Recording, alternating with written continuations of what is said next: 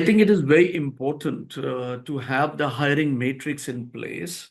Only then we can, arrive at the insights which are data-based insight, and we can reduce the or minimize at least the subjectivity, element of subjectivity, and enhance rationality and the science in the hiring process. So it's a good question.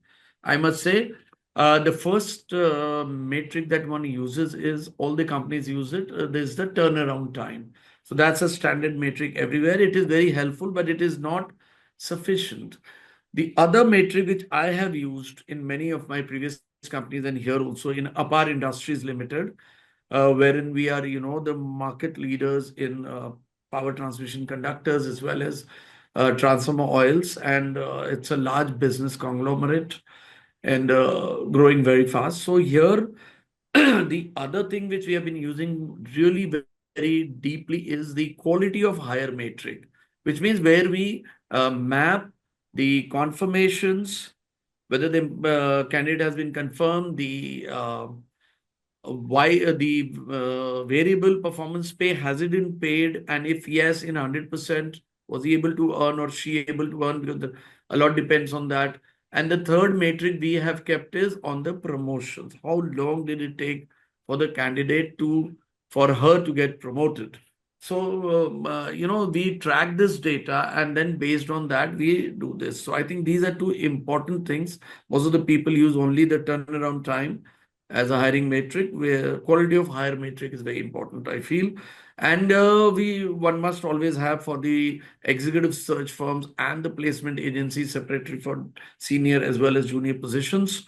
The metric, which is like CV to offer ratio, offer to joining ratio, these are very important. Besides this, I think one must be experimenting with the channel mix, the sourcing channel mix of the candidates frequently, and use of AI in, making faster, having a better fit, maybe video interviews where the results are coming, at least particularly for routine tasks. I think where the role is required to perform routine tasks on a continuous basis under pressure. So I think that's where video interviews, so that the time of the recruiter and the seniors is protected out there for only interaction with the right candidates. One must always be mindful of the data on Glassdoor and other similar sites, that what is the positive thing being said, what is the negative thing being said by the candidate, how the candidate experience has been.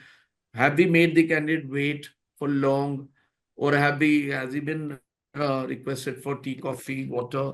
Has he been comfortable? Was there, or has there been a separate interview room available, or was she sitting at the reception for a long time?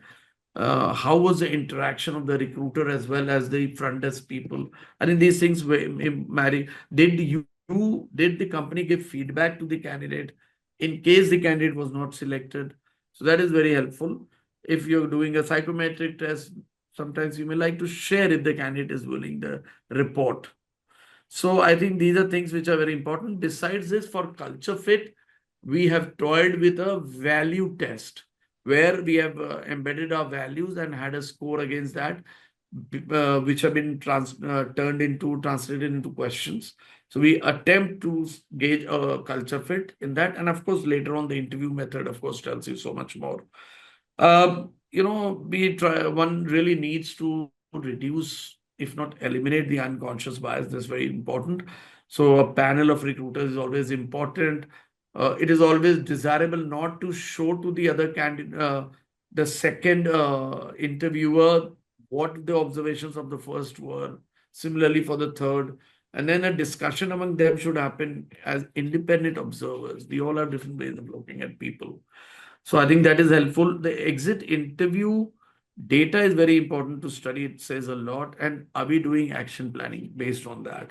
So these are some of the insights which are data driven. How well our, of course, the RMS has a lot of data on it, recruitment management system. So are we really studying it, tabulating it,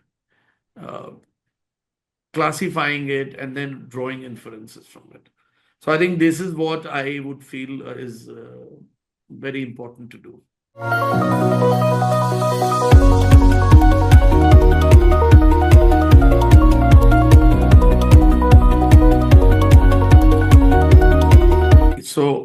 I have worked in companies, they have been in startup phase, many of them. I've also worked in companies when they have been in a consolidation phase.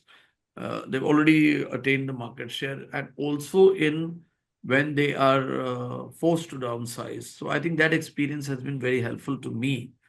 So in all these scenarios, the talent pool is very, even when you're downsizing, is your critical talent retained and motivated? It's very important. Success of a business important it depends on that.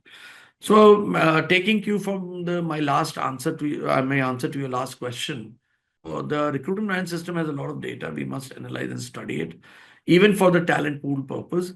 How we do it at Apar Industries Limited is learning from my experience in some of my previous companies. We have a skill inventory which we make, and we map it with our business plan, and then we arrive at the gaps.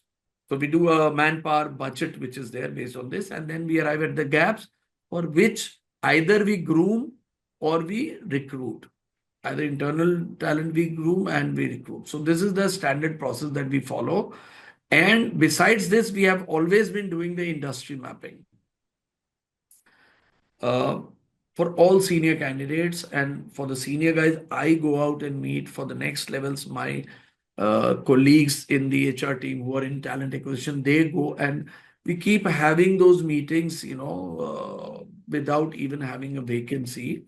So that's very important, I think, for succession planning, because succession planning is internal and external. So this is a good way to do external succession planning, which you need to do when there is some new skill required, which is not available, or competency in the company. So for the internal succession planning, we have our assessment centers, hypo programs, and within them also assessment centers and development IDPs, individual development plans, are created and executed. So these are some of the very important things. We also look at the future trends which are happening and try to map them here. But what besides that, for creating a talent pool, what very important we do is our Apar alumnus, which is very important because we got so many referrals there. Our ex-employees, they form it, and the goodwill is created. Anyway, we have a great culture, so the employees are always very fondly remembering of their experience in Apar. So we get referrals from them. Sometimes they may be a rehire. So we are very particular about rehire. We have a policy for that, but sometimes we do. And we are getting a lot of referrals and a goodwill in the market. For reference check also, you can get help from them.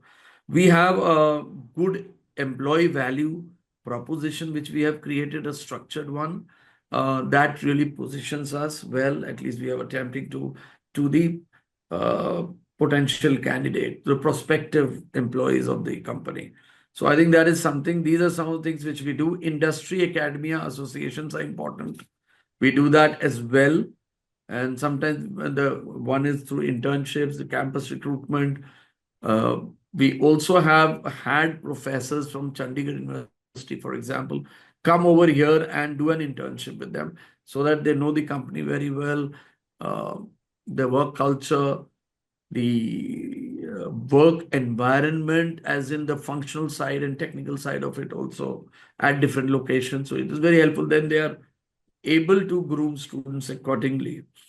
So these are some things. And of course, we, for the N-1, the next level, the direct reports of HODs with Wellinkers, we have tied up, we have had courses, which is we call it the Apar Leadership Incubation Lab. And that has been curated by the HR team of Apar and the Wellinkers faculty. And they have taught it in the Wellinkers premises. So that is something which also we do. And it's called the Apar Leadership Learning Lab. We, of course, do have a Apar CXO club where the younger prospective CXOs are a part of, and we groom them as well. So these are some of the things which we are always doing. It's on a continuous basis, and upgradation, training calendar, those things are always there. Yeah.